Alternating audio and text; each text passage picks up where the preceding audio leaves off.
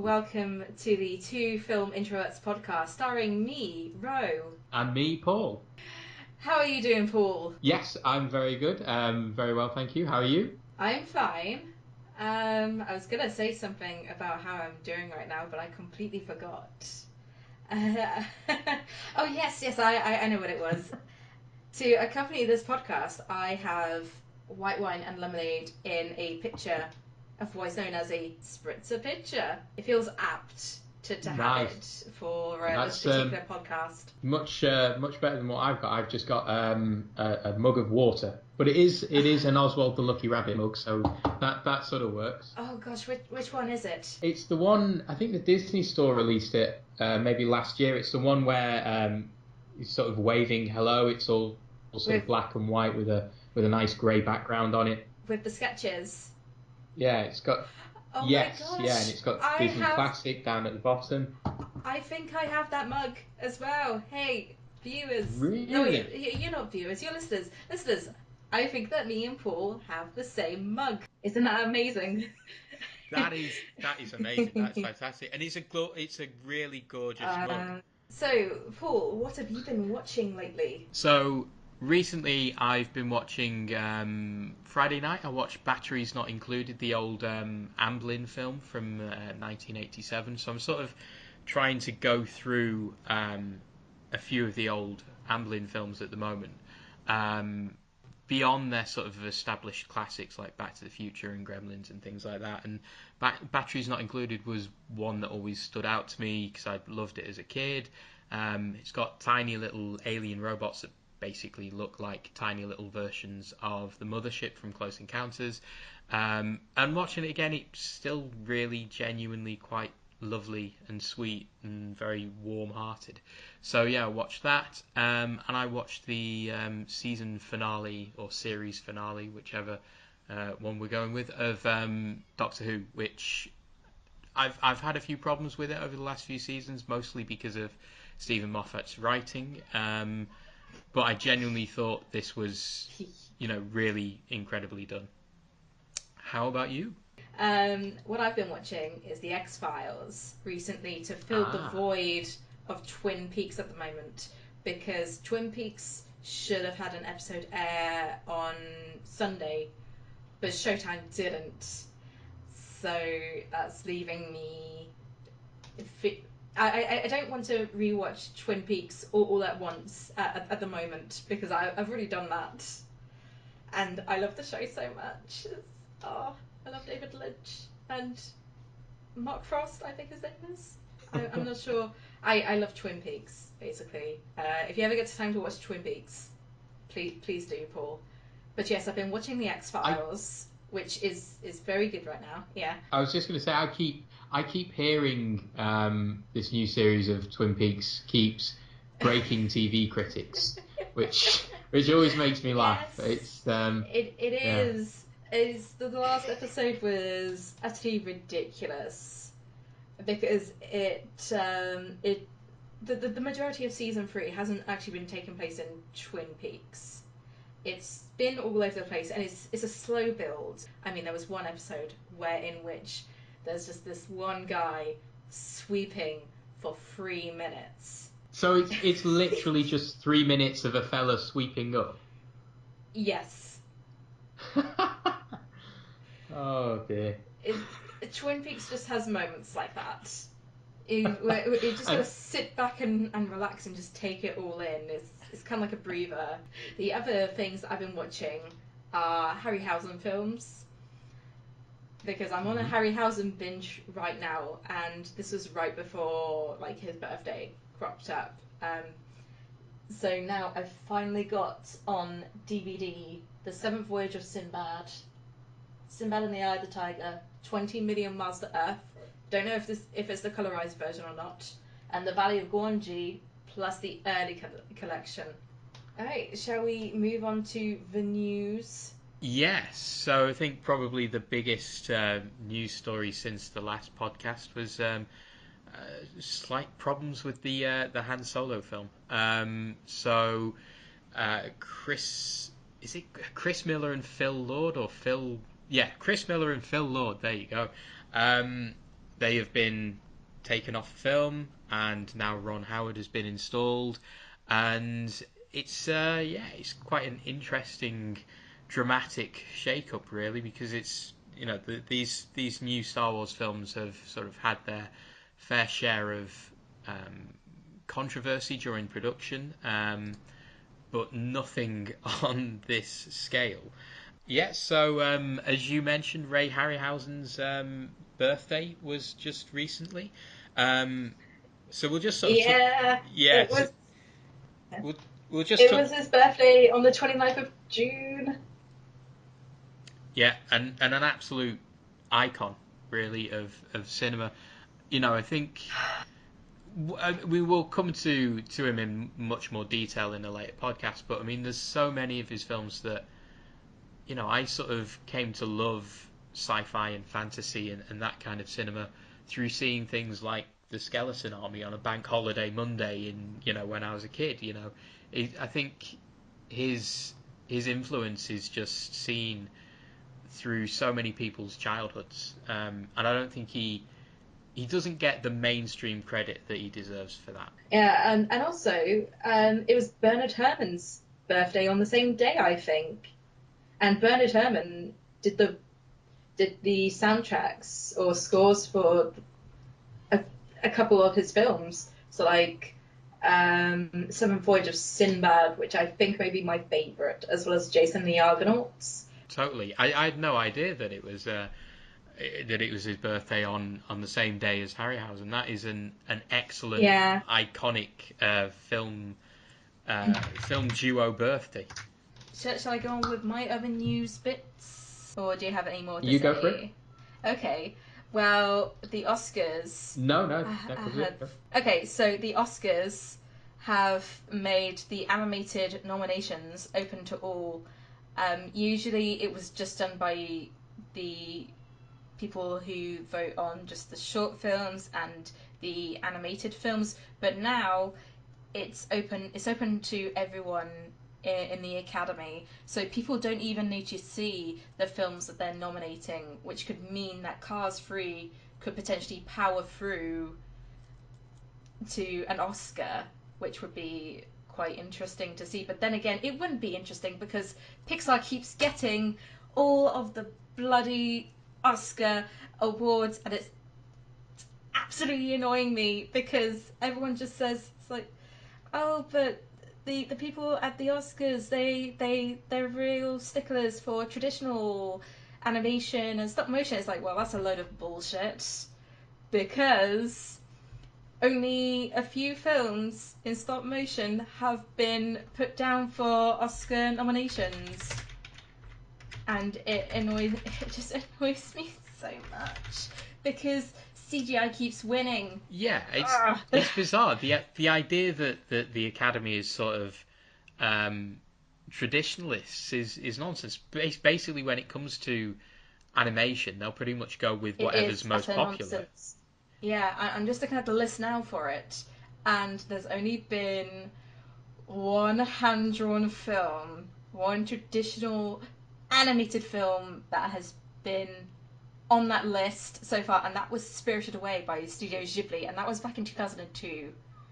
That's the only one that's actually won a nomination, and it's just the rest, bar Curse of the Were-Rabbit, they have all been CGI. I mean, there have been like traditional and stop motion things that have been nominated in the past, and some of them I really wish had gotten it, but it's all just Disney, or even a bit of, well, Disney, Pixar, just a touch of DreamWorks and Happy Feet, but oh well.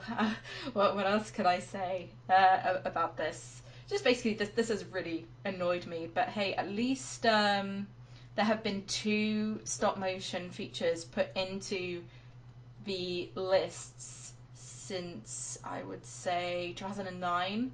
But yes, that's my angry. Yeah, absolutely. That's my anger over. Well, actually, that anger will never go. This is why I hold the Academy in contempt.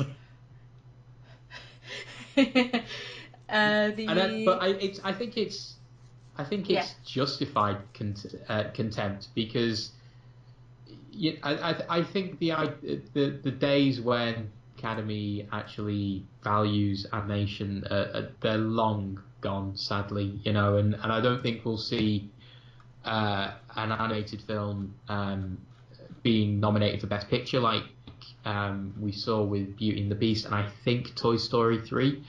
And for it's even harder. It's like they see animation as a technical degree that they don't really need to think about that much because it's boring and technical and that kind of nonsense. Now the last bit of news: Rick and Morty season 3 premiere 30th of July, aka my birthday. 10 episodes. I think I watched, because I hear everyone talking about it. I think I watched like an episode, and I thought, I'll come back to this. It's good, but it's very unique. I think the word is. It's it is. Yeah, it's definitely not an acquired taste, but it's something that I think I'll need to watch and get used to, because I've literally seen one episode, and I think some internet short that sort of riffed on the latest Alien film that they did that I thought was quite funny, actually. Oh, that was great. Is there any more news that we need to talk about, or shall we move on to our subject? Yeah, I think let's move on. Yes, let's actually move on. This is what our listeners are here for, the actual meat of the podcast.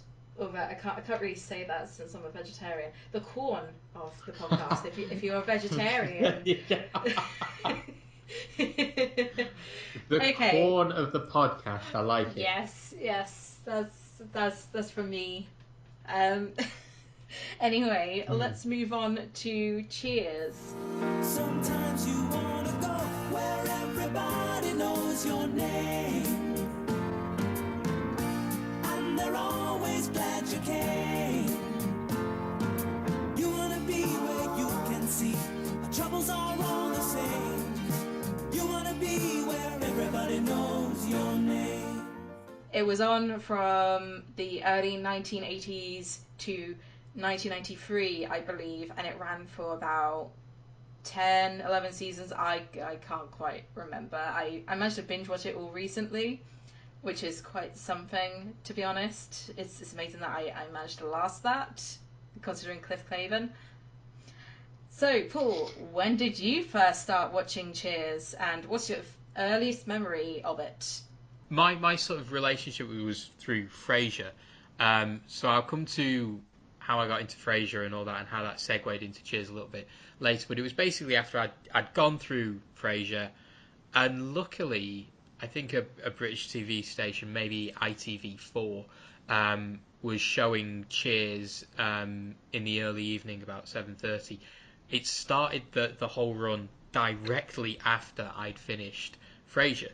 So I did this whole binge watching of Frasier, and then luckily enough, there was Cheers, and I'd always been aware of it. I'd always been it's already been part of my cultural awareness, but I'd never actually sat down and properly watched it. So it was on TV, and I did, and I loved it. So how about you? How did you get into it?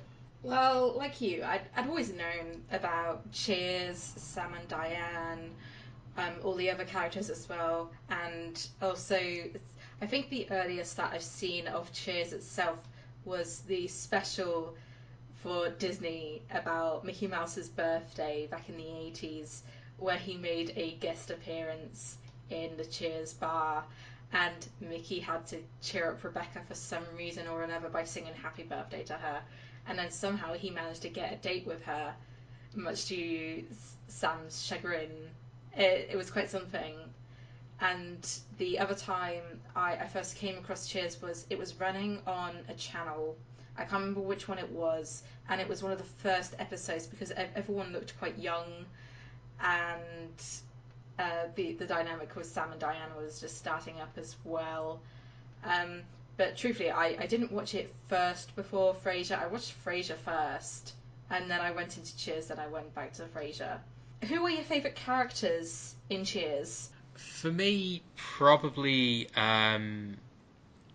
Probably Norm, to be honest. I just like the I just like the idea of a big fat guy sat at the end of the bar, repeatedly drinking, and every time he walks in, somebody's saying hi to him. Norm, hi. I love that. And it's he always had some of the best sort of stories behind him, and to be honest, he's the one that I always found most persistently likable. I think one of the nice things about Cheers is that all its characters are quite flawed. They've all got good points and bad points, but I kind of like Norm because he's just a nice guy. He's just a decent bloke, and I quite like that. I've always liked that everyman character, which is probably why I like Spielberg films. And he sort of fits quite nicely into that mold. So how about you? I do quite like Norm, but I wouldn't consider him my favourite character. I think one of my favourite things about Norm is how he stopped his later ex-boss from assaulting Diane at a party in season 1.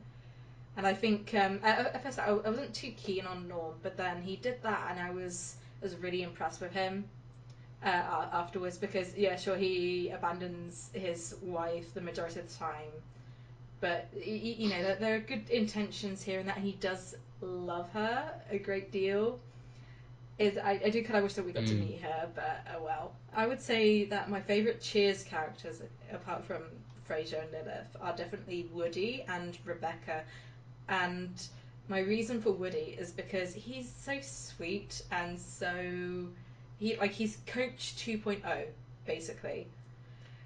He's very sweet and kind and well-meaning, and just a bit dim, and sometimes lacks common sense sometimes, but it's all in good meaning. And also he's the kind of guy who I would want to hang out with. I wouldn't want to majorly tease him or anything, because I'm pretty sure that he would get back at you in some ridiculous way or another without even realizing it. And I also really liked his relationship with Kelly, his girlfriend, then later wife. And apparently his kid turned out to be normal in terms of IQ, which is amazing. I think Sam said that in an episode of Frasier a few seasons in, when he just popped up in Seattle one time. And the other character who I really like is Rebecca, and she's a character who is, you either like her or hate her. This is kind of like what goes with Diane, basically. And I think that's because at first Rebecca is seen as being this gold-digging character, this ball-busting businesswoman who's great at her job and everything else, but then just slowly over time she just goes on down like a major slope of cohesiveness, basically. And it's sad, really, because she is a great character, but she slowly becomes more hysterical and quite silly, and I feel like she deserved more justice than that.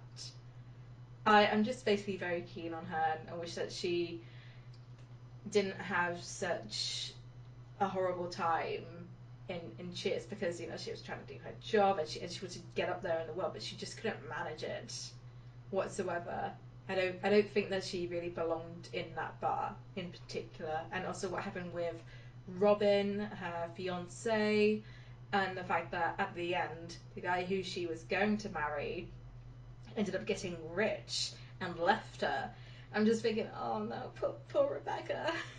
I just want to hug her.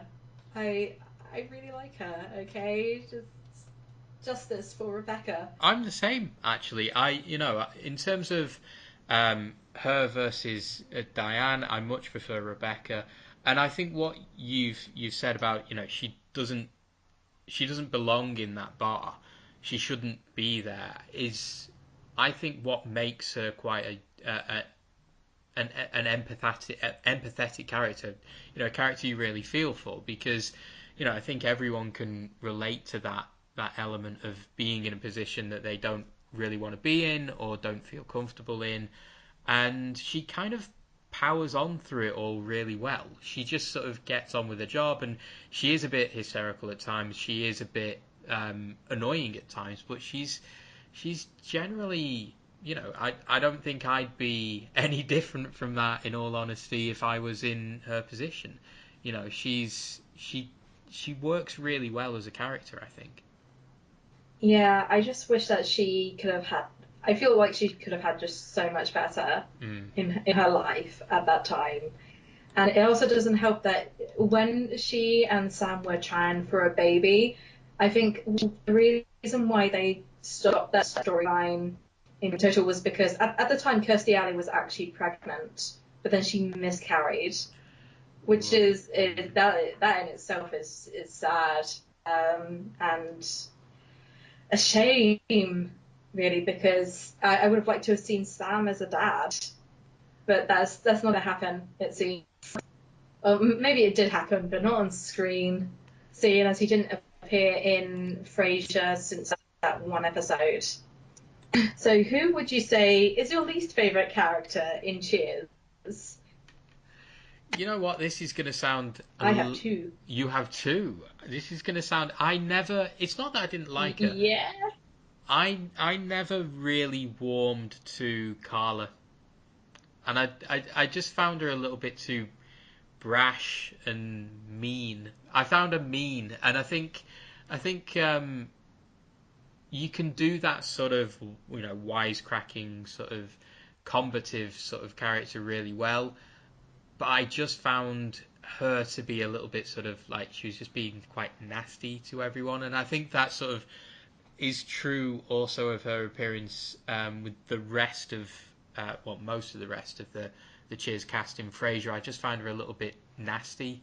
Yeah, it's that episode where Cliff was leaving for Florida, and she couldn't say any positive words for him, so instead she just gave a barrage of negativity and reasons why she hated him so much. And then Cliff just goes, well, I've seen that everyone here cares for me a lot, so maybe I won't move to Florida after all. And then she just screams. And that worked. Yeah, I know the episode. It's such a funny episode, and I like the character and I see what they're doing. I just think she's a bit too, just a bit too mean, for want of a better word. So how about you? Who are your two least favourite characters? I didn't mind Cliff Clavin at first. I actually quite liked him, but then over time, I grew so weary of him. I just wanted to mute everything that he said, but I didn't have the energy, so I ended up hearing him anyway.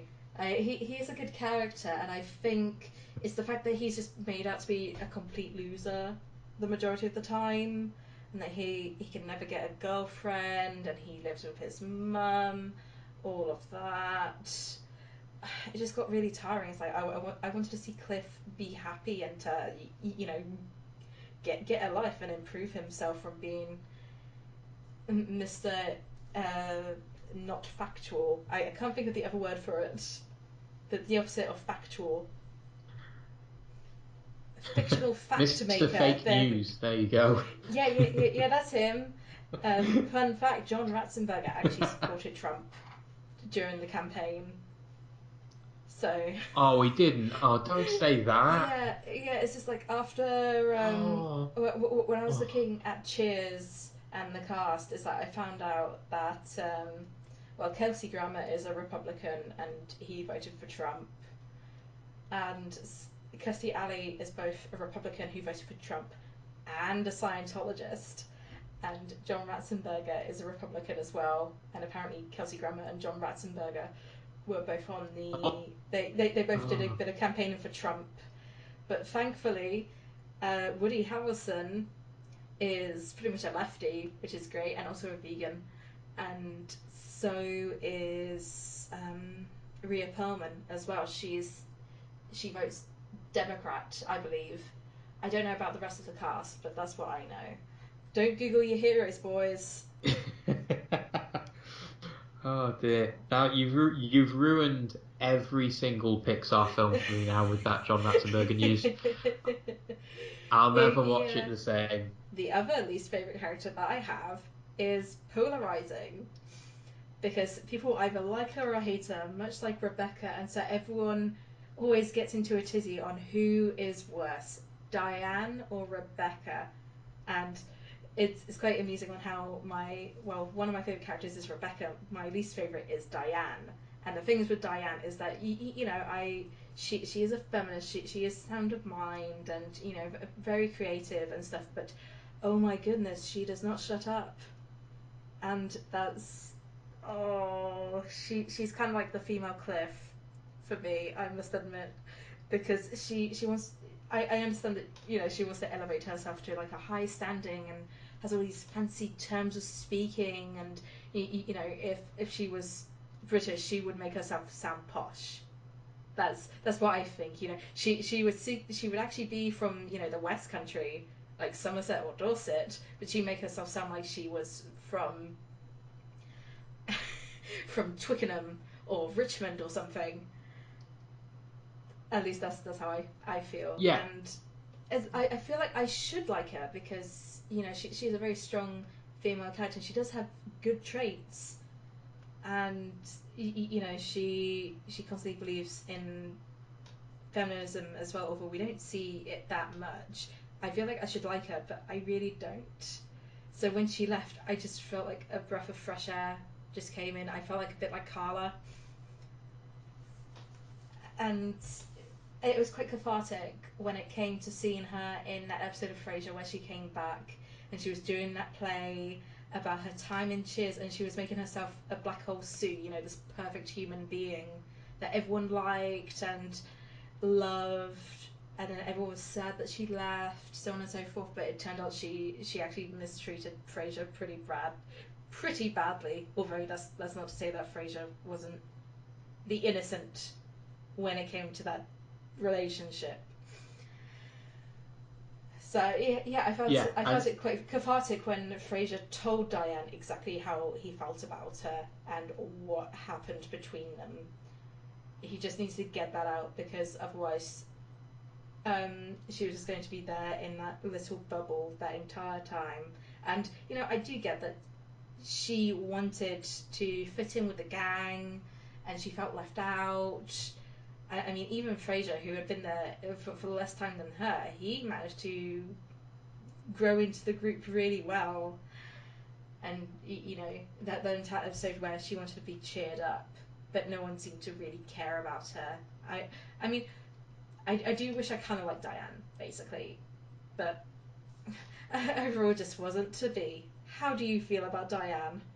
I'm on the same page as you, really, because I think it's always a really, really difficult path to tread when it comes to characters who are supposed to be a bit annoying, but you're supposed to like them anyway. And I think in Frasier itself, the TV show, I think they absolutely nailed that. You get Frasier. Yeah, definitely. You get Frasier as a very pompous, arrogant, egotistical at times kind of character, but you still like him.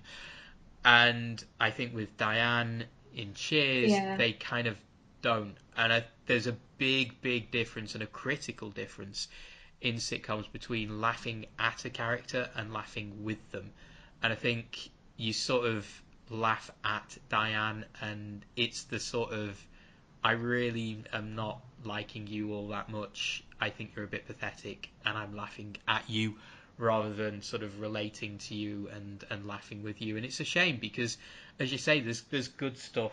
There's good stuff there with that character, but yeah, she doesn't work as a complete whole, really. And what always surprises me about her is everyone thinks of Cheers and sitcom relationships as a whole as Sam and Diane. It's such a key sort of trope and such a key example of will they won't they sort of relationships in sitcoms. And it surprised me when watching it for the first time that she's not in it for that many seasons. When you take the whole 11 seasons, she left in 1987, so that's about 4 or 5 seasons, I think. So yeah, it always really surprised me that for this iconic relationship, that she leaves probably before halfway through the series run. Yeah, I've actually seen a couple of polls where they say, should Sam have gotten with Diane, Rebecca, or stayed with the bar? And most of the votes go to the bar. Which, to be honest, I think that is the case, because Sam's one and only love is the bar. That's about it. Yeah. And that goes on to my next question. Sam and Diane, they present a very interesting dynamic in terms of romantic relationships in sitcoms, and they pretty much paved the way for will they, won't they's, such as Ross and Rachel, Niles and Daphne, and those characters in How I Met Your Mother. I can't remember their names, as well as those other characters in The Big Bang Theory, which is a show that I don't actually care about, but they're examples anyway. So how do you feel about Sam and Diane as a couple, or their dynamic in general with the will they, won't they relationship? Was it a healthy relationship? Was it unhealthy? Were they good or bad for each other? Should they have even contemplated getting married, or should they have just been as far away from each other as possible and ideally never have met? A lot's in that question there, Paul. There is a lot there. I like it. I think they're I'd kind of say they're right for each other in all the wrong ways. Like, they're both a bit narcissistic, both a bit self-absorbed, both sort of, they share the same flaws, and that's kind of good in a way. Lots of stuff in common, but when you've got that many bad things in common, then it just leads to a bad relationship. And they were never, I don't think they were ever right for each other. I think it was always an unhealthy relationship. There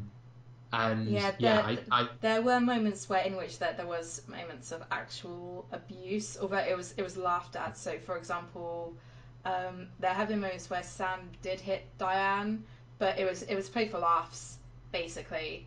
I think it was towards the end of their relationship where they were just like slapping each other, and I just found that really painful to watch, seeing as I have been in those.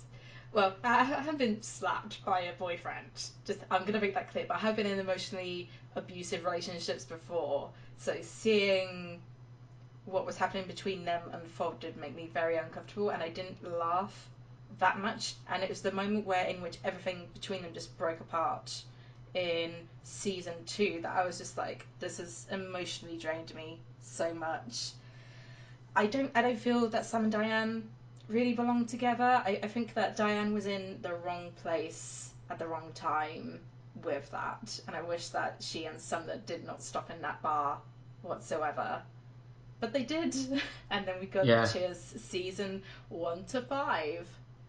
Yeah, I agree. I agree with everything you just said there. It's weird that the relationship has become such a key thing to the way that sitcoms have been built ever since. That as you said, with all those examples, there are so many examples of this sort of will they, won't they, and they all sort of, I think they all sort of share something in common with all the negative things we've discussed with that relationship. You look at Ross and Rachel. There are elements of that. Yeah, there are elements of that relationship that are just terrible and just don't work at all.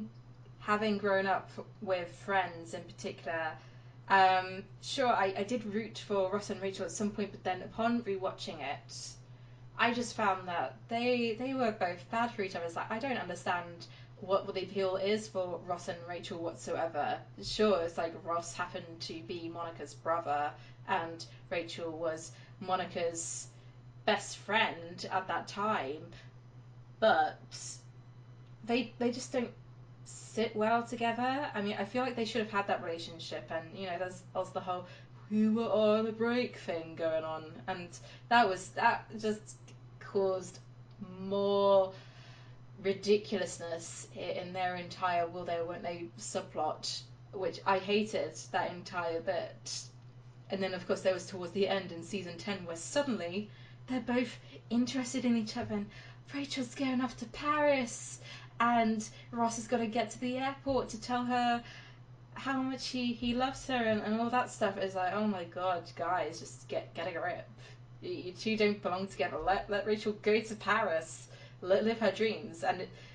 And it's the same that goes for Diane as well. I mean, I feel like when she broke off with Sam to actually have a career, I feel like that was genuinely the best move for her, because she's clearly very creative and has so many great ideas. As much as I maybe would read them, maybe not. Who knows?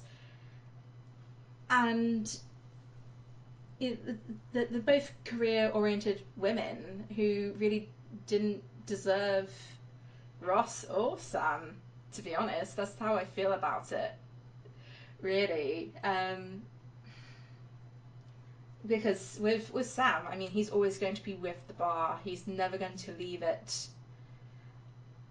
And we see that right towards the end. I mean, he could have gone off with Rebecca. He could have gone off with many other women, but no, he sticks with the bar. I mean, he couldn't possibly shift himself away to be with Diane, and Diane couldn't stick herself as being at the bar, especially when half of the clientele don't like her.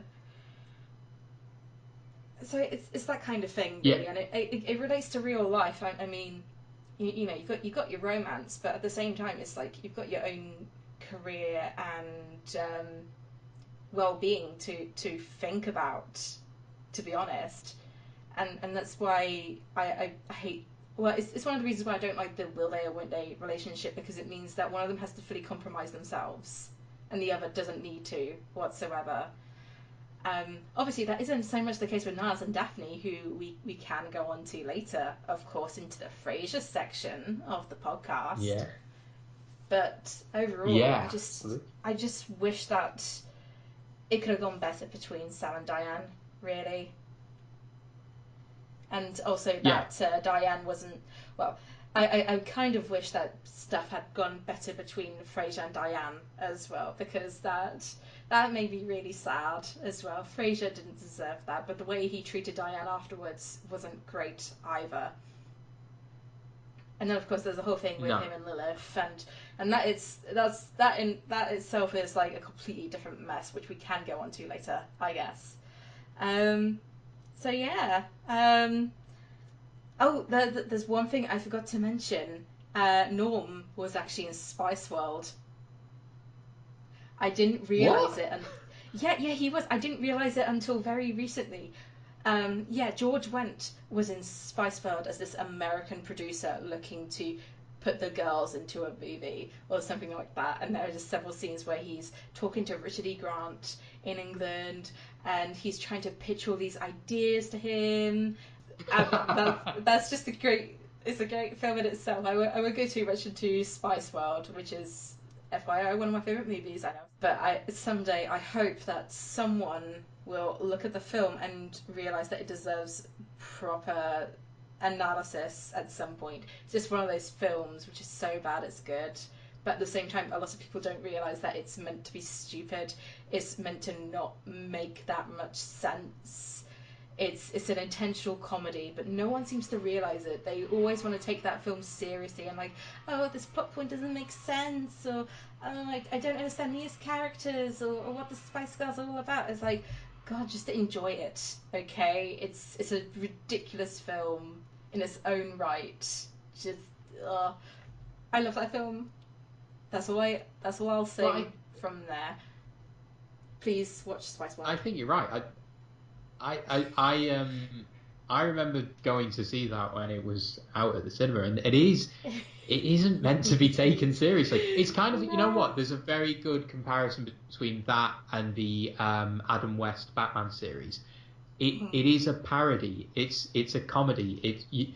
It's meant to be, you know, having a laugh at the genre and, you know, at pop music and everything. It's you know, I wouldn't class it as one of my favourite films at all, but it's not to be taken seriously. You know, it's a comedy. Treat it as a comedy. They took influence from the Beatles films, I think. Yeah. which kind of explains the style of it, but it does it its own way. And also Bob Hoskins turns up as Jerry Halliwell in disguise at one point, because they're discussing them as like a superhero team, and Jerry Halliwell I forgot about that. Is the spy person who, you know, gets these really great disguises, and then she goes into a phone box, spins around like Superman, and she comes out, and it's Bob Hoskins with Jerry Halliwell's voice. Oh, it's such a great film. I completely forgot about it. Well, you know what? I'm gonna have to rewatch this, and we'll have to do a podcast on this. Please do. I mean, I'm gonna rewatch it myself in a few days, just because it brings me so much joy in my stone cold life. No, I don't really have a stone cold life. Anyway, back onto Cheers. I just want to mention that out of the way. I mean, it didn't really click with me that he was in it until very recently. It's like, oh yeah, I recognise him. He was in Spice World, and that was that. Moving on. So, what are your favourite episodes of Cheers? I actually had trouble listing down what my favourite episodes were, so I had to go through a ranker list of the best to figure out what they were. But what would you say your favourites are, if you can recall them, or at least favourite bits of an episode? I am not at all searching for the words best ever episodes of Cheers right now. Oh man, that's so difficult. But I'll say one of the ones that comes to the top of my head where, and it is a Frasier centric episode. It's the one where some of the guys at the bar take him out on a snipe hunt, and it's a whole wild goose chase, and it's one of those episodes that I kind of love that episode, because I think, again, it sort of sums up Frasier, that he sort of wants to be one of the guys. I think I'm remembering it right, and he sort of goes along with it, and it's just one of those episodes that always sort of sticks in my mind as one that I really enjoy, even though it's not like a classic episode or something. It's one of those ones that I just really enjoy. I'd say that one of my favourite episodes is definitely Abnormal Psychology, where Lilith and Frasier aren't on great terms whatsoever. They're not dating or anything, but they happen to be put on the same show, and Lilith wants to know like how to make herself, look more interesting and beautiful, and so she goes to Diane asking for advice, and what Diane does is that she makes her look absolutely beautiful. Not as if Vivian Newworth isn't beautiful enough, but especially on that show. I mean, wow. I mean, she was a utter bombshell, and you see Frasier's face on that, and he's just so overwhelmed, just like, what? Who is this temptress? That sort of look. And what basically happens is like word foreplay between them on the show that doesn't actually relate to what they're talking about, but they're just like feeling each other up with their leg, and everyone's watching on the TV. Dr. Crane, anything to add, Dr. Sterling? Yes. Although Dr. Crane's method is faster, a slow and methodical approach can be much more rewarding.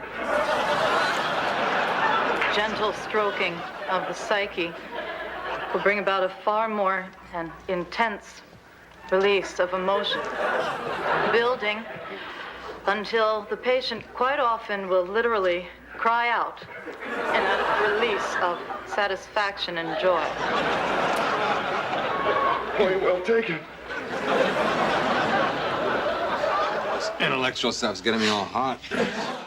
And afterwards, Lilith goes back to normal and says, no, it didn't really suit me, and I felt like an idiot. And then she and Frasier just essentially fall in love from there. Like she takes down like the hairpin that holds up her hair and reveals her beautiful tresses, and then she jumps up into his arms, and then they run off. That's a great episode to me. Just look at those nerds go. Yeah, it's great. They need it. And again, it's one of those episodes that sort of, again, I love episodes that sort of really capture a character or a character dynamic, and that one captures a really nice thing between Frasier and Lilith. There was an episode on TV of Frasier that I was watching quite recently. It's the one where he's in Barbados with Claire. Oh yeah. And he calls up Lilith because he's having a typical Frasier meltdown about his romantic life, and there's just a really nice moment at the says, I love you, Lilith. And it's just a completely unromantic vision of love as just two people who couldn't make a romantic relationship work, but still fundamentally care about each other. And I think that there's a lot of comedy mined in both Cheers and Frasier for how those two characters couldn't make it work, and in a relationship are just terrible together, but as friends, they're actually really pretty good together. And again, I love that sort of character dynamic between them. Yeah, I think that Frasier and Lilith are definitely for each other, but as friends. Yeah. Yeah, I mean, absolutely. in the first couple of seasons of Cheers, I mean, I was totally for them as a couple, but I could see why they are more better suited as friends or confidants. Yeah. So yeah, totally. the last two questions that I want to get out of the way is Paul. There's a character named Paul in Cheers. What do you make of him? He's obviously, as a guy who's named Paul, he is the best character. I can't believe I forgot him when I was answering that question earlier. He is part of the brethren of Paul, and therefore, he's like Frasier, Woody, Sam, all the good characters, Norm. He's like all of them rolled into one, but better. I can't remember much about him because the final question, Go on. I didn't even realize that he existed until a couple of seasons, like right before the end. Like I didn't know he even existed. Like I knew that there was a character who was like him, but I didn't realize it was actually him. Yeah. He was just there. Now the last question that I had to ask about Cheers is, what are your overall thoughts on Cheers? Do you consider it to be like one of your favourite shows of all time, or do you feel like that could go to a different sitcom or show, basically? Probably not one of my favourites of all time, but probably, certainly for modern sitcoms, probably one of the most important sitcoms of the modern age. I think a lot of people tend to think of like Friends as being, the beginning point for modern sitcoms, but I think you can track it back. Yeah, I think you track it back to Cheers, because it's that sort of first shifted sitcoms away from being family sitcoms to more about friends and the relationships you make outside of your family. And I'm a sucker for a sitcom. I love them. I'll watch any terrible sitcom. Like there's that Kevin James sitcom on E4 at the moment. Kevin Can Wait, I think it's called. That's just, it's awful. I mean, it's dreadful, and I still watch it because it's comfort viewing, and I think that Cheers is one of the great comfort viewing programs ever, because it's there in the song. You want to go where everyone knows your name, and that's what it feels like. You put on Cheers, and it feels like you're sort of in a place where everyone wants to see you and everyone knows your name. So I don't think it's not my favourite sitcom. It's not even my favourite Frasier Crane starring sitcom. But it's one that I respect and can always just flick on and enjoy. So how about you? Well, I do like Cheers, and I definitely see its place in pop culture, but I'm not so keen on it. Like if I wouldn't rewatch it really. I mean, the only episodes that I would rewatch are the ones including Frasier, because I'm a sucker for Frasier, to be honest. And that's because the thing with Cheers is that it's got lots of great comedy moments, but I find that the drama drags it down too much for me. I find it very, as I said before about Sam and Diane, I just find it to be quite emotionally exhausting at times. It gets really heavy, and it's also quite depressing when you think about it, because there's this one guy who never goes home to see his wife. He doesn't spend any time with her.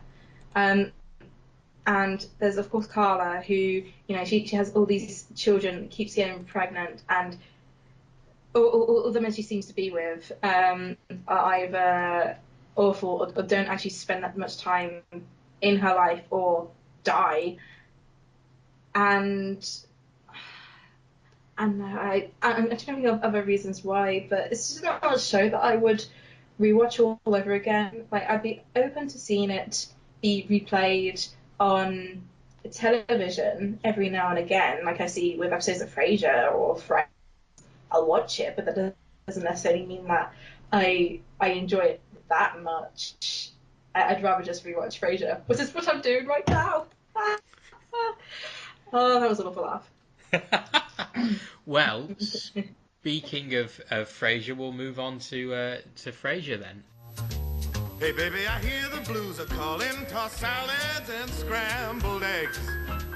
Oh my. And maybe I seem a bit confused. Well, maybe, but I got you pegged. But I don't know what to do with those tossed salads and scrambled eggs.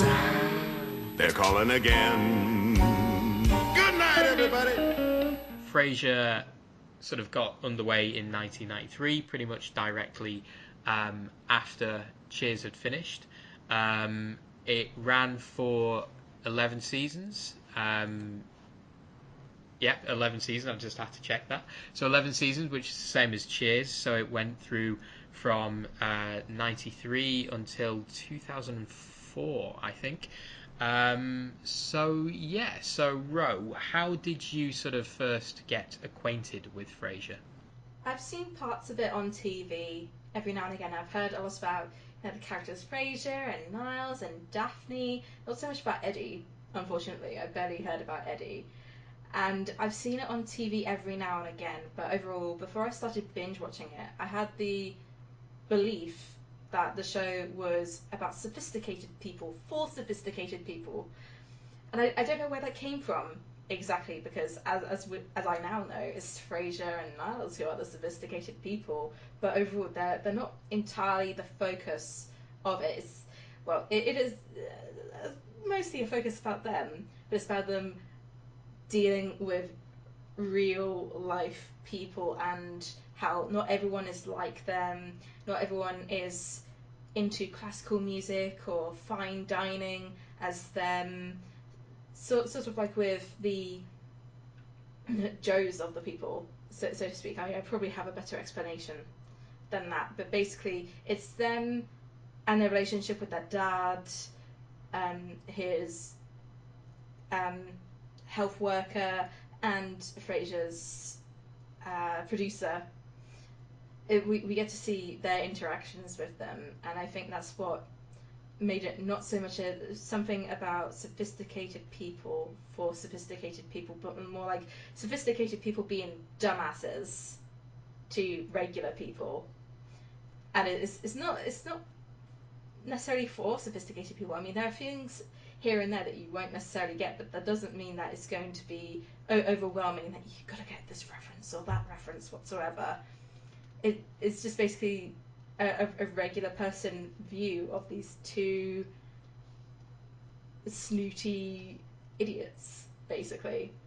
How did you get into watching Frasier then? What's your earliest memory? So weirdly, I actually had the same sort of false impression as you did. So that it was for sophisticated people. I mean, so it was on when I was growing up, when I was about 15, 16, it was on Channel 4 which is a British TV station. So it was on Channel 4 sort of Friday nights alongside things like Friends and a very sort of rolling stream of other American sitcoms. So Will and Grace was a part of it. I saw Will and Grace. Yeah. I didn't really get into it though. No, nor did that. I've never. Will and Grace is still on Channel 4 in sort of very early mornings, and I've never really got into it. But there was things like sort of mid-90s sitcoms like Caroline in the City and Spin City that were on at the same time. And I'm pretty sure, I might be making this up, but I'm pretty sure that Niles actually makes an appearance in Caroline and the City, which stars Leah Thompson from Back to the Future. I might be making that up though.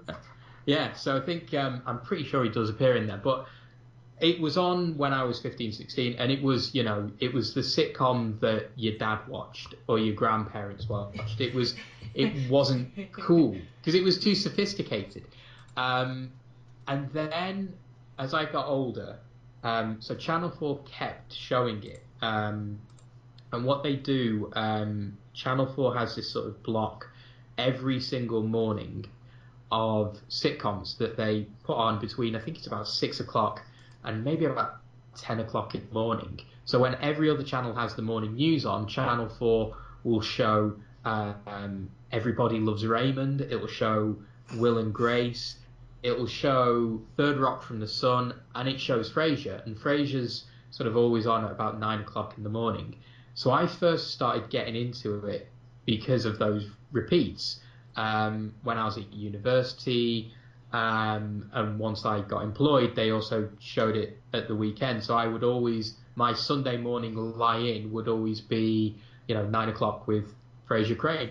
And because I was seeing them all out of order, they didn't make much sense, and I was only seeing bits and pieces, like a storyline wouldn't develop properly in my mind because I'd watch an episode on Sunday and I wouldn't be able to see the next episode or the episode after that because they were on while I was at work. But it still made sense. It was still funny and I still really liked the characters. And I just decided, well, if I continue watching like this, I'm never actually going to see the whole thing all the way through. So I bought the DVDs and I binge watched them and I completely fell in love with them because it's just pretty much impossible not to love this show. I actually saw 2 episodes of Frasier when I was up in York recently, and it just happened to be on whilst I was getting ready to go into York itself. And the 2 episodes that I saw, it was the episode where Daphne and Niles go to the moon dance and basically tear up the dance floor.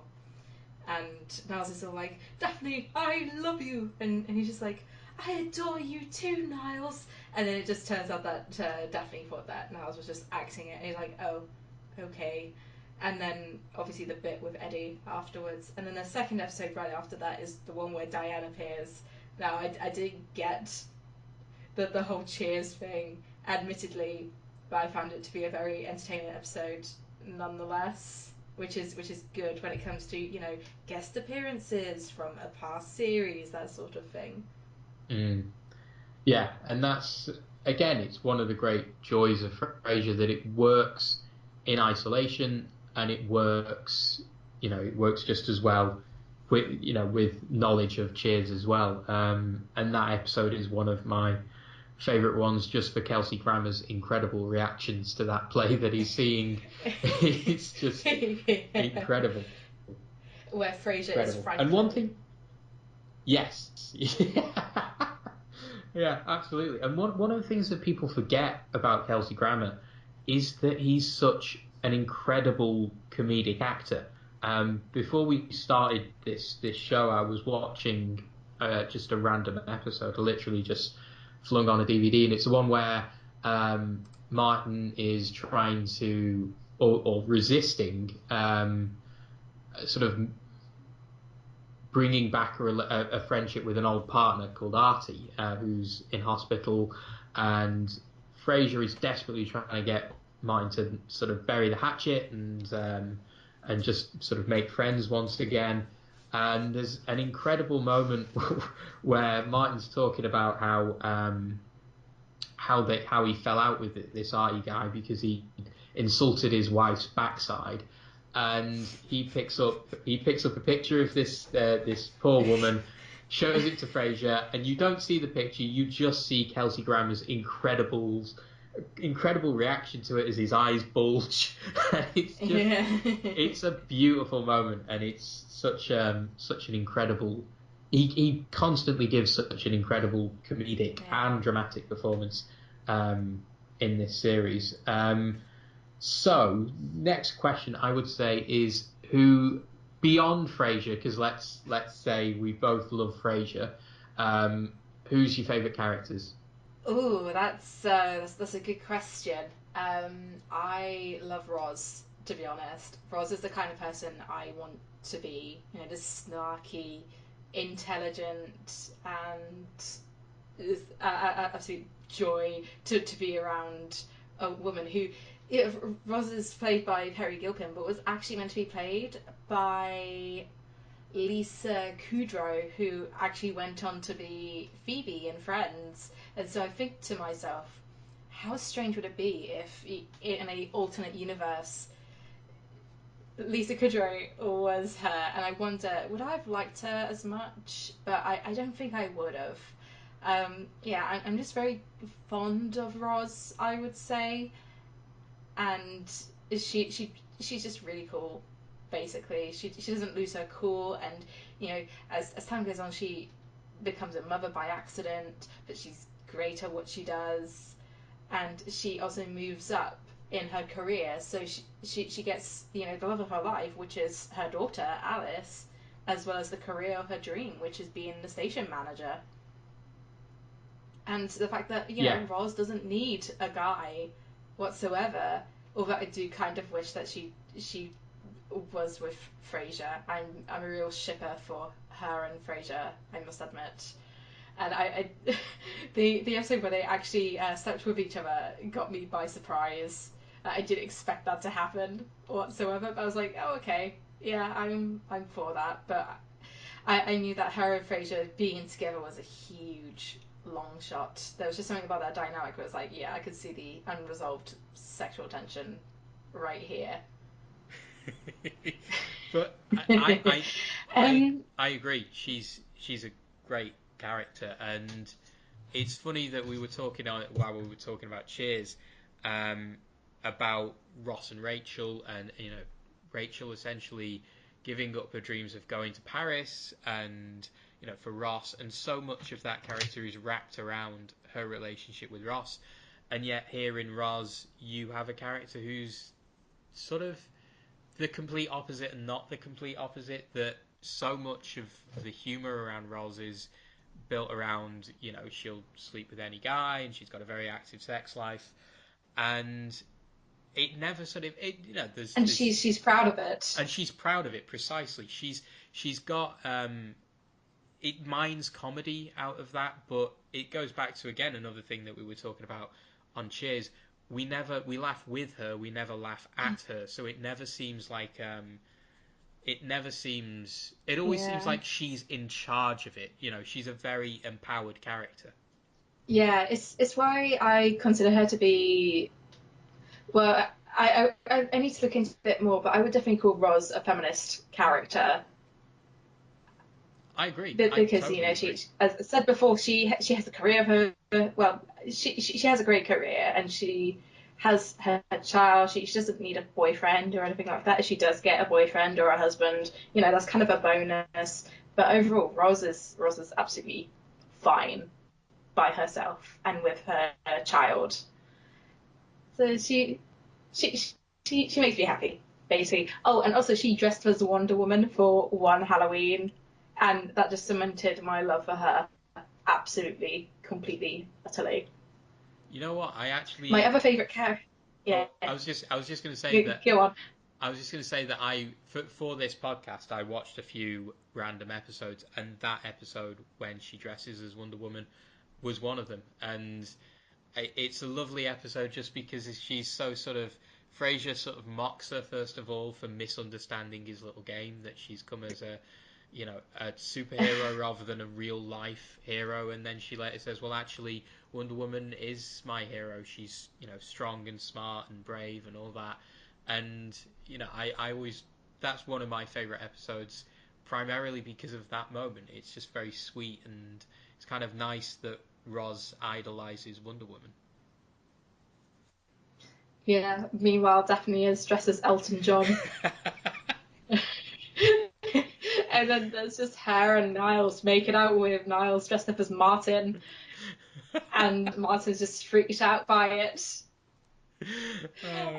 My other favorite character is obviously Eddie. I didn't know that Eddie existed until the moment where he was introduced in the show. I was like, oh my god, this little guy's amazing. I could watch him for an entire episode. I wish they did an entire episode just revolving around him being in the apartment, doing his own thing, and causing mayhem wherever possible. Who are your favourite characters, Paul? Probably, you know what? Probably Martin, to be honest. And again, it sort of goes back to what I was saying about Norm. I seem to be obsessed with these borderline alcoholic male characters. But I really like Martin as a sort of everyman kind of guy, and you watch the series now with modern eyes, and he's, you know, there are certainly some sort of less desirable elements to him. There's a bit of homophobia there. There's a bit of sort of prejudice, but I kind of like that he's, again, just a fundamentally decent kind of person. And he tries, you know, the best Martin episodes are the ones where he's really trying to connect with Frasier and Niles, even though he shares so little in common with them. And it sort of speaks to what I think is what works really well in Frasier, is that it's a very mature, you know, sophisticated family sitcom. That so many sitcoms are all about parents with their young children, and now we've got, you know, an old parent with adult children, and it works really well from that point of view. And I think Martin's absolutely key to that, and I love John Mahoney in basically everything he does, particularly Say Anything, and he's brilliant in this role. Yeah, isn't John Mahoney actually from Manchester? He is, which is yeah. really weird, because it's bizarre. You know, he's got a really gruff American accent, and I've been trying to find videos of him actually speaking like with his northern accent, but I can't find anything. He must have had it like learnt into him when he was younger. Yeah, it's very, very strange, because he worked here when he was growing up. A building that's now a Primark, so I always walk past it, and it's like, oh yeah, that's where Frasier's dad. But yeah, I think, yeah, he just sort of had it sort of worked out of him, his Manchester accent. Speaking of Manchester accents, I have a very important question to ask you regarding Daphne Moon's accent. Paul, you're Manchester. How authentic is Daphne's accent? Please tell. Not at all. Because it's sort of hypocritical for me to say that, because I've not got a particularly thick Manchester accent, and I sort of change accents. Go on. I have a lot of friends who are Mancunian, and they have an accent very similar to yours. Really? Oh. Yeah. I mean, not all of them like live directly in Manchester. Like, they live around the suburbs, but overall, I have a grasp of the Mancunian accent. I can't do it myself, but seeing as I have quite a lot of Mancunian friends myself and a lot of northern friends on that side of the Pennines, yeah, I can see that you do actually have a Mancunian accent, but not so much Daphne. I can't pinpoint hers. No, it's a Yorkshire accent. I mean, basically. I know that she had like a yeah. That makes more sense. I think she had like a like someone to help her with the speech, but that doesn't come through. It doesn't help that she's actually from East Sussex, I think. She's very, very sort of posh, basically. You know, you hear her speaking voice, a proper speaking voice, and it's not at all Mancunian. It's not at all northern. It's you couldn't. Is it towards mine, perchance? Yeah, it's sort of that area, definitely. It's definitely more that area than Manchester. Yeah, we're although where I am and where Jane Leaves is from, like we have Surrey between us. So close, but not that close. Close, but not that close. Yeah, and that accent is. Yeah. It's one of the many things they got wrong about England. I remember when her brothers start showing up. Oh gosh, that was great. I mean, I hate that brother who always turns up, Simon, but I love her other brothers who turned up in the season finale of season 11 with Richard E. Grant and oh God, what's his name? Robbie Coltrane. Yeah, Robbie Coltrane. And he's got a Brummy accent. Richard E. Grant is, Richard E. Grant with a posh accent, and you got Simon, who, you just want to kick away and, actually lose somewhere in the countryside because everyone hates him. At least I hate him. Yeah, I always, there seems to be this sort of feeling that Frasier fizzled out a bit towards its final seasons. It's sort of season 10 and 11. I disagree with that, but I think there are certain characters, basically any relative of Daphne, including her mother, who I don't hate them, but they're just so, all the worst jokes come from them. Yeah. I hate her mother and I hate her brother. I wish that they were never in it, basically. They could have done something different. I don't know what. I'm not a screenwriter, but still, just they made the last couple of seasons really, really hard to watch for me. They're kind of like they are the Dianes of Frasier. The Dianes and Cliff Clavins of Frasier. Yeah. That's quite a comparison, isn't it? I think you're probably right there, though. I think that's a decent enough comparison. Yeah, except with Daphne's family, they're more on the scale of Cliff Clavin than Diane, I would say. I forgot to mention another favourite character of mine. The character who isn't liked that much by anybody else but is loved by me is Phoebe. I feel like she's really underrated, and she is the devil incarnate. I mean, I know that Lilith is the devil incarnate depending on who's talking about her and which episode it's on about, but Phoebe she is maniacal. She is downright evil. She's conniving. She has all these tricks up her sleeve, like not getting Roz that job, but then makes Roz like one of the people that she has as an agent. And my goodness, she is just a riot to listen to, and also her accent as well. It's very Katharine Hepburn. If anyone knows who Katharine Hepburn is, like it's just that particular accent that I can't quite remember what it's called. It's transatlantic. Yeah, she's got that transatlantic accent, and she's so great with how she pronounces her words as well. And she's just so she basically slivers into the scene every single time. And of course, there's that one episode where she's trying to convince Frasier back to bed, and the room that she's in, red lights come up, there's smoke coming from the bedroom, and she's just clawing him in to join her, and Frasier, like he's being controlled, just like goes in to join her just slowly and steadily, like a zombie, but then he just bolts out screaming, and that just it gets to me every time that episode. I need to rewatch it again.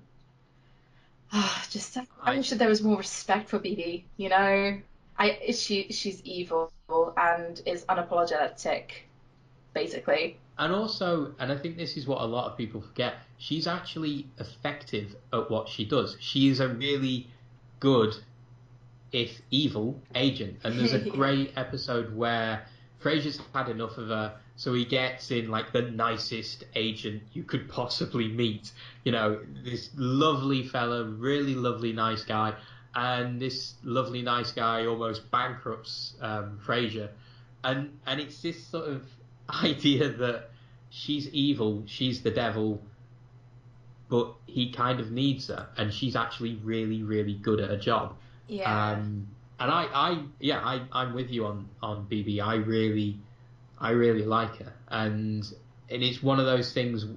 Again, going back to what we said about laughing with or at a character, we laugh with her because she sort of knows her evilness. I mean, she's a character who sort of stands on a ledge threatening to commit suicide just to get her client a pay rise. She's very much in control, like Roz, very much in control of who she is and what she wants from her life, even though it's a little bit evil sometimes. So moving on to the next question, sort of one of the key elements of the whole series, Daphne and Niles. So probably, along with Ross and Rachel, the big will they, won't they of 90s American sitcoms. So what do you think of Daphne and Niles? Do you like how the relationship went? Are they right for each other? Do you think it fizzled out a bit once they got together? Well, first of all, I want to touch on the fact that I actually I kind of grew up listening to David Hyde Pierce's voice when I was younger, and the same goes for Kelsey Grammer, because Kelsey Grammer was Stinky Pete in Toy Story, and he was also in Anastasia as well, the Don't Believe classic, whereas David Hyde Pierce, who was like more... I knew of Kelsey Grammer, of course, but I also knew of him, and I didn't quite realise that he was Niles whatsoever until I started watching the show. And the reason why I knew who he was is because of Treasure Planet by Musker and Clements, which is a great film. I think we touched on it in the Moana podcast. I know I keep saying this, but yeah. And he was also a Slim in A Bug's Life. I think he was my favourite character in A Bug's Life, apart from Tuck and Roll. And he was also in the original Broadway cast of Spamalot as well. I grew up listening to him singing in Spamalot because I had the soundtrack. And I didn't realise how great a singer he was until I heard him singing You Won't Succeed on Broadway If You Don't Have Any Jews. Whenever I see him, I always have a memory of the video that I would watch quite a lot of the time of him performing in Spamalot, and he is so great. I highly recommend watching him perform You Won't Succeed on Broadway, just because of how much dancing he does and how good a singer he is. So anyway, going on to your question, I quite like Daphne and Niles. I mean, the entire time that Niles was lusting after Daphne, I was just like, oh, for God's sake, just kiss her, just be with her. Actually, say, go on a date with me when he was, split from Maris. Just do it. And then he doesn't do anything, and then she gets together with Donnie, and he's just like totally heartbroken, and then Maris's plastic surgeon Mel comes into the picture, and then he's like, oh, we're going to get married, and then Daphne realizes that she has feelings for Niles afterwards, after Frasier opens his big mouth when he's being massaged. And then just what happened with Mel and Donnie is like, I feel that I could have done just so much better or cut out entirely, because I found that all very painful to watch. Again, it's always with the romantic relationships I find it hard to watch. I just feel like it could have gone better, and those two characters didn't have to go through all that crap. Basically, I do like Daphne and Niles together, basically, but I just wish that they didn't take liberties with Mel and Donnie's feelings. Yeah, and also that Niles actually got a backbone earlier. Yeah, I think you're right on those. I think it felt like sort of it felt like unnecessary drama just to keep Daphne and Niles apart, and it sort of, there are a few moments where I think Frasier potentially gets a little bit too, not dramatic, but it gets a little bit too strays a little bit too far from sitcom territory. I think there's an episode, maybe it's like a trilogy of episodes actually, where Niles is in hospital after after having a heart attack. Yeah, and that's, those episodes are really good, but they're very sort of very serious, very dramatic, and I think that's sort of what happened in Donnie stuff, that it feels like drama, like soap opera drama that doesn't necessarily need to be there. And you're right, you do sort of feel quite sorry for both Mel and Donnie, and it all feels very unpleasant at times, especially the whole, Mel essentially blackmailing Niles to keep his relationship with Daphne a secret and to save face and all that. And it didn't feel like it was entirely necessary. But yeah, I mean, in terms of Daphne and Niles, there's such lovely episodes when they are sort of trying to get together, or at least when Niles is trying to get together with Daphne. And I was watching one from season 2 where Maris is away from the house, and Daphne has gone round to Niles' house, and it's this ridiculous gothic scenario where they're in this massive mansion, and it's raining outside, and I think I tweeted one of my favourite lines ever, which is Daphne saying, "Oh, Dr. Crane, your glockenspiel has sprung to life." It's just, I love that line. I love the way that Jane Leeves delivers it. It's brilliant, and there's little moments like that when there is really well done sexual chemistry and sexual tension between them that feels like it's that sort of stuff that sells the relationship later on down the line. Yeah, a lot of people have said that, or what Daphne says, it could be something that she's unconsciously saying to get Niles interested in her, or to get Niles' attention, because she always secretly liked him from the start. And so when Frasier says that Niles has been in love with her for so long and she's like surprised, I think that may have been like a genuine, like, oh, maybe he does like me, or maybe not, I don't know. But then it's revealed that he is utterly in love with her, and she's like, oh my gosh, this I do feel like that was the case with her, to be honest. And I think that's a reasonable reading. Yeah, like Niles was like very, very obvious at every single moment, maybe unintentionally, because sometimes you just realize that you have certain verbal or physical tics that you don't realize that you have until someone points it out, that sort of thing. And when Daphne has it pointed out to her, it's like her thoughts have been answered, essentially. But of course, that's just me speculating. And to be honest, I kind of hope that is the case. But if it isn't, then no worries. That's just something I'll keep within my shipping space.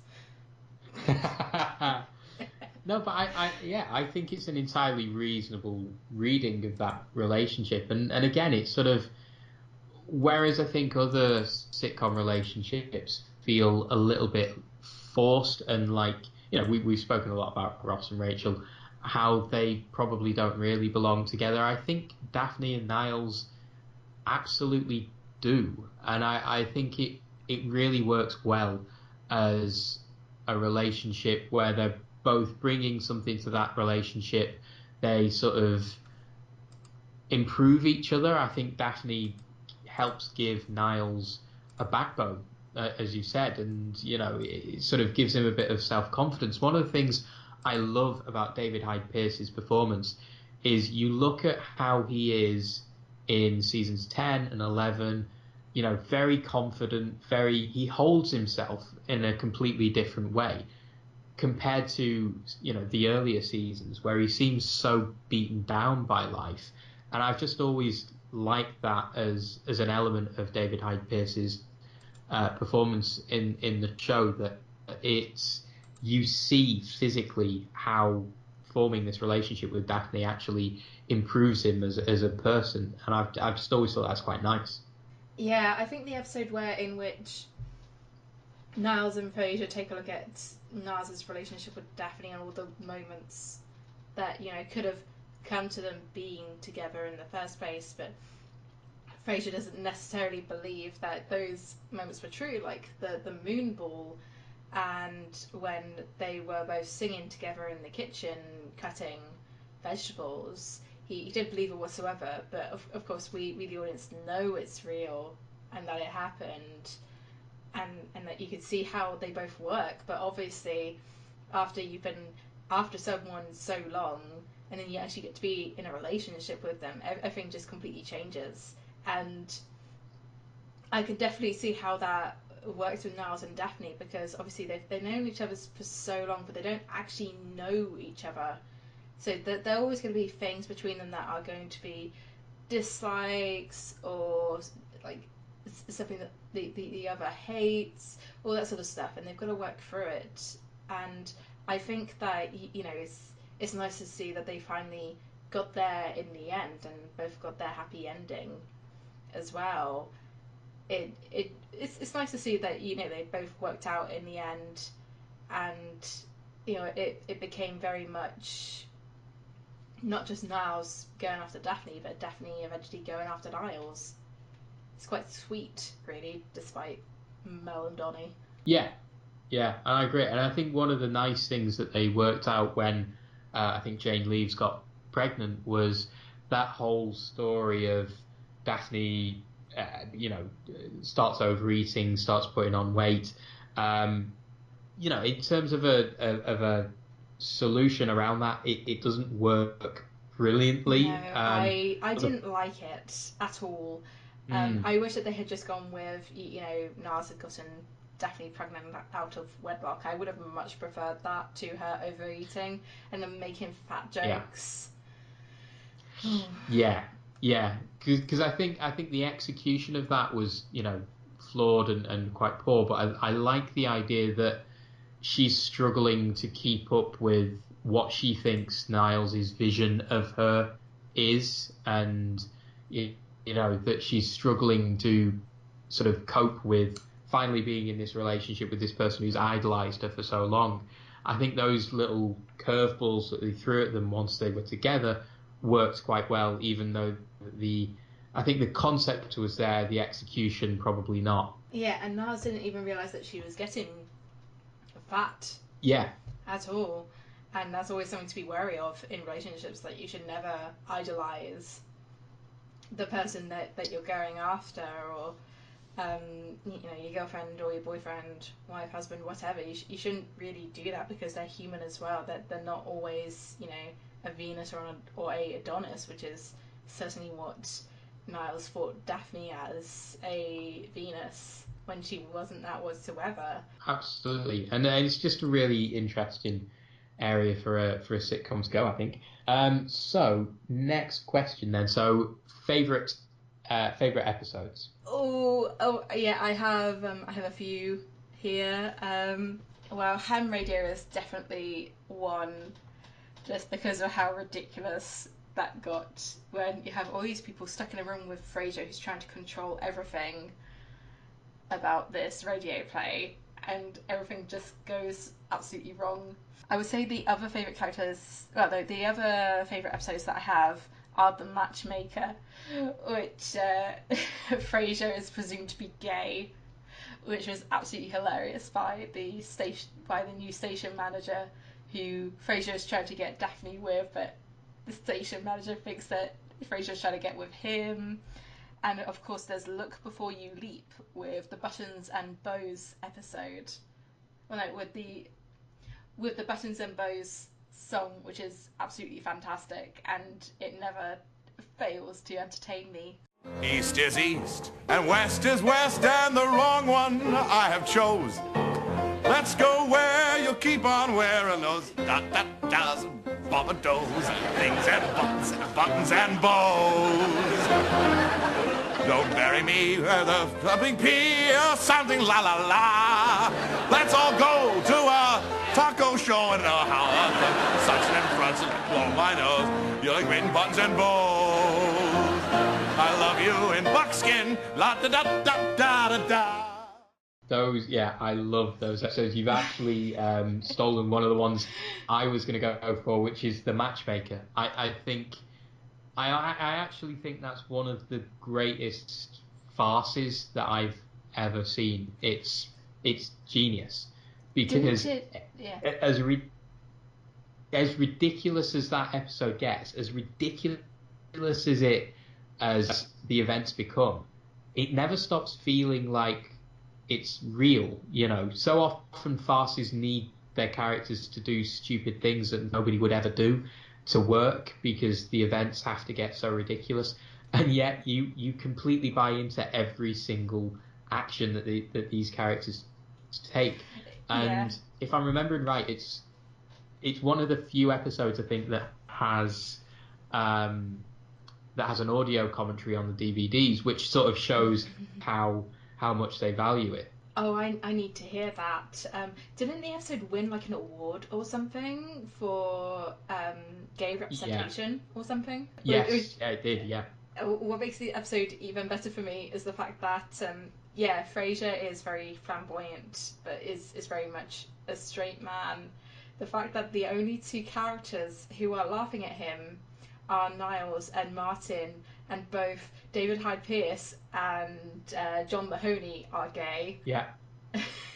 Which makes it even better for me because they both just burst into laughter.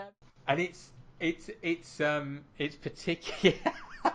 I'm just thinking back to it now because it's off-screen laughter, isn't it? It's when I think Niles sort of says, "Dad, can I have a word with you?" And you don't cut into the kitchen, but all you hear is Martin laughing uproariously, and it's brilliant. It's so funny.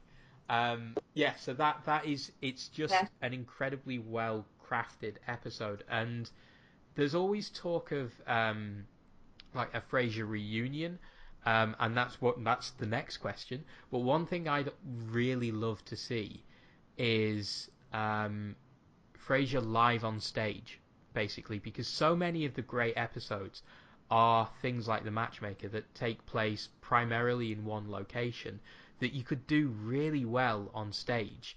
And I'd love to see, Kelsey Grammer and David Hyde Pierce and John Mahoney taking all this on stage, because it would just, they could improvise, they could play up to the crowd. It's an episode that works so well because it is based on, theatrical farces, really. I would absolutely love to see an episode of Frasier live, or a brand new episode of Frasier live, but I know that I would never be able to afford it because it would just be in America and it would be sold out within about 30 seconds. Yeah. Yeah, at least that's what I think anyway. So cool, yeah. No, I think it would. It would be, they'd sell like hotcakes. I don't know why they've not done it yet, because it would work so well and be so popular. But apart from The Matchmaker, I think my two favourites, basically I love episodes that really draw out Frasier as a pompous ass who's actually really nice. So for me, one of them is Frasier Crane Day, which is so perfect because it's Frasier leading himself down a pit of doom and despair and not actually getting to this thing that he's so looking forward to, and sort of gives him all the credit he deserves because he's so self-absorbed. But it sort of leads him towards helping, his sort of limo driver who needs help with his family, and it's just lovely. It's just, that's Frasier, this guy who is self-absorbed and is arrogant, but it all comes down to him being a really nice guy who fundamentally just wants to help people. And the second one I love is at the end of season 2 called Dark Victory, where Frasier's had this long week. The whole episode starts with him taking his headphones off with an air of ceremony because he's finally finished. It's a Friday evening. He's going to go home. He wants to relax, have a good time, and just everyone starts coming at him with problems. So I think one of his callers that day was Niles' patient, and he advised this patient to stop seeing Niles. He didn't know at the time, but he said stop seeing your psychiatrist. Oh, yeah. And it's just problem after problem after problem when all he wants to do is enjoy his weekend. And again, it's that lovely idea of here's this guy who, is just a decent fella and just a really nice guy, just wants to help people. And it's so smartly done, so funny.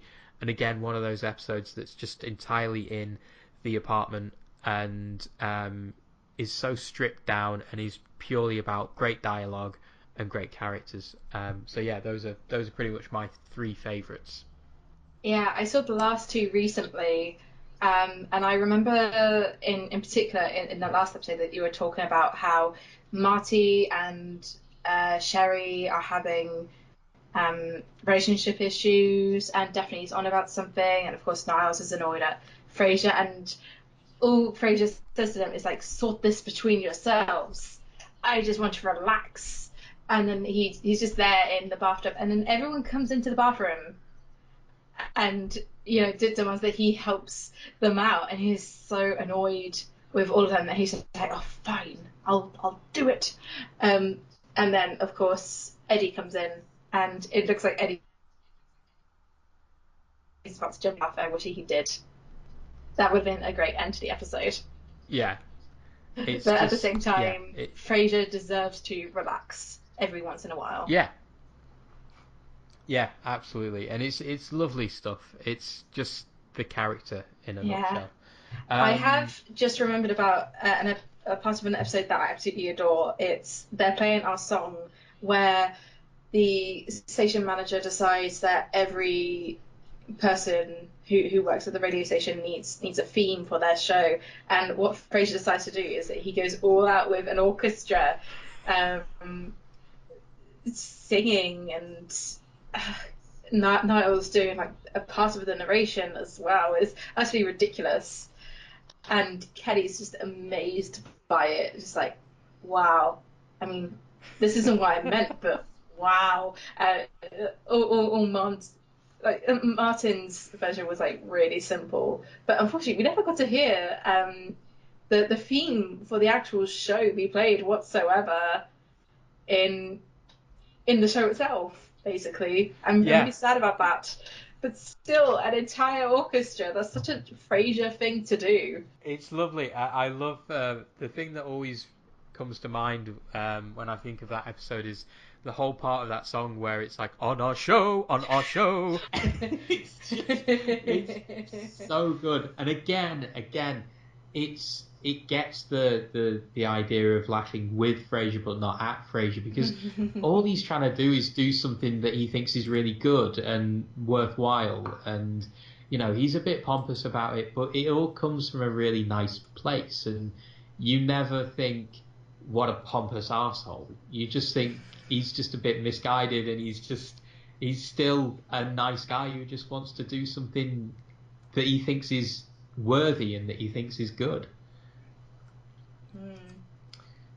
So 2 more questions. So the penultimate one is, would you like to see a third, I suppose you could call it a third Frasier Crane series? Frasier Crane as he is as an older guy.